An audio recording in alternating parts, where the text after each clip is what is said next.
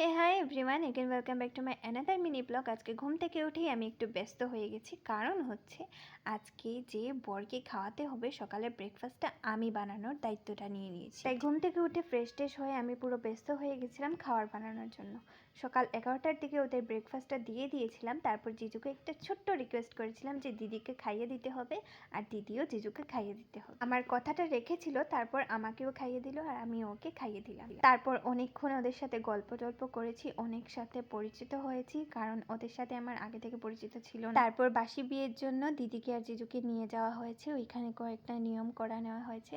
স্নান টান শেষে দিদিকে বসিয়ে দিয়েছি আমি এখন রেডি করানোর জন্য। কোনো রকমে হালকা একটু মেকআপ করে দিয়ে দিয়েছি বাসি বিয়ের জন্য। অনেক তাড়াহুড়ো দিয়েছিল সবাই আমাকে। প্রায় 20 মিনিটসের মধ্যে ওর চুল টুল শুকিয়ে হালকা করে বেঁধে আমি ওকে কোনো রকম রেডি করে পাঠিয়ে দিয়েছি। স্নান করার জন্য বাথরুমে গিয়েছি, কিন্তু ওইখানে গিয়ে আমি জল পাইনি। তারপর ওই আমার বোনঝি